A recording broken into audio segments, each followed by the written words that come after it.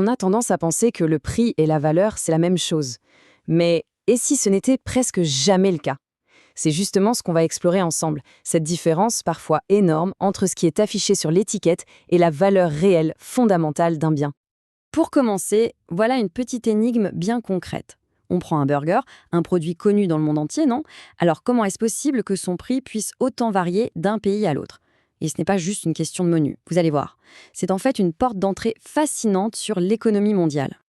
Regardez ces chiffres, l'écart est juste énorme. On ne parle pas de quelques centimes, on parle de plus de 5 dollars de différence pour le même produit. Pensez-y une seconde, un burger en Suisse coûte quasiment 3 fois plus cher que son jumeau en Inde. Alors, comment on explique un fossé pareil?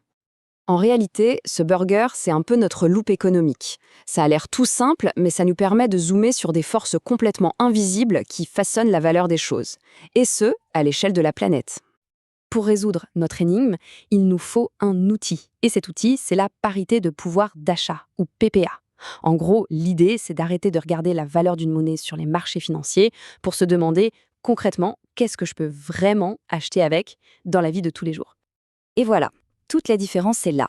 D'un côté, on a le taux de change du marché, celui qui danse au rythme de la spéculation, qui change à chaque seconde, et de l'autre, le taux PPA, qui est beaucoup plus stable et qui essaie de mesurer la véritable puissance économique d'une monnaie dans la vie réelle.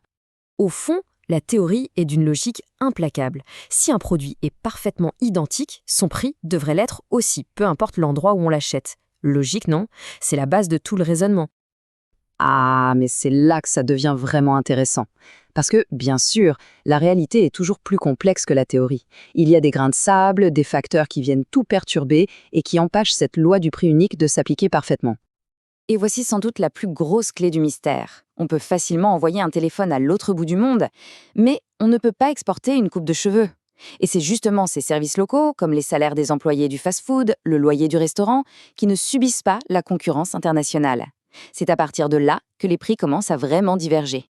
Et cet effet économique y porte même un nom un peu compliqué, l'effet Balassa-Samuelson. Mais pour faire simple, un pays riche et très productif peut se permettre de payer des salaires plus élevés, même pour des métiers qui ne sont pas directement liés à cette productivité, comme un coiffeur ou un serveur. Et bien sûr, ces salaires plus élevés se répercutent sur le prix final de notre burger. Bon, ce décalage qu'on a vu entre le prix d'une monnaie et son pouvoir d'achat réel, eh bien c'est une idée tellement puissante qu'on la retrouve ailleurs, notamment quand on essaye d'évaluer la véritable valeur d'une entreprise. Et pour une entreprise, l'équivalent de la PPA, ça s'appelle la valeur intrinsèque. C'est un calcul de ce qu'elle vaut vraiment, en se basant sur sa capacité à générer des profits dans le futur. On essaye de s'éloigner du bruit et des humeurs de la bourse qui changent tous les jours. D'accord, mais la question c'est comment on passe d'une idée un peu théorique à un chiffre bien concret.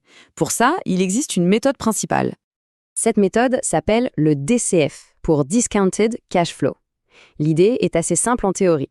D'abord, on estime tout l'argent que l'entreprise va gagner dans le futur. Ensuite, et c'est ça la magie, on ramène toute cette richesse future à sa valeur d'aujourd'hui. Pourquoi? Parce qu'un euro maintenant vaut plus qu'un euro dans 10 ans. C'est une sorte de voyage dans le temps financier en fait. Et après toutes ces projections, tous ces calculs complexes, on n'obtient pas une vague estimation. Non, on obtient un chiffre bien précis. Pour l'entreprise prise en exemple dans nos documents, ce chiffre c'est 14,4 millions d'euros. Voilà, c'est ça, sa valeur fondamentale estimée. Bien sûr, le prix de l'action en bourse, lui, peut monter, descendre, faire n'importe quoi. Mais cette valeur intrinsèque de 14,4 millions, elle agit comme un point de référence. C'est une sorte de phare qui indique la valeur fondamentale sur le long terme. Alors, au final, qu'est-ce qu'il faut retenir de tout ça? D'abord que le prix affiché sur une étiquette n'est souvent qu'un leurre, un indice trompeur. Ensuite, qu'il existe des outils, comme la PPA ou la valeur intrinsèque, qui permettent de regarder au-delà du bruit. Et enfin, et c'est peut-être le plus important, la clé est de toujours essayer de séparer le prix de quelque chose de sa valeur fondamentale. Du coup, la prochaine fois qu'on verra un prix, que ce soit pour un café, une voiture ou une action en bourse, on pourra peut-être s'arrêter une seconde et se poser la question, au-delà de ce que ça coûte, qu'est-ce que ça vaut vraiment?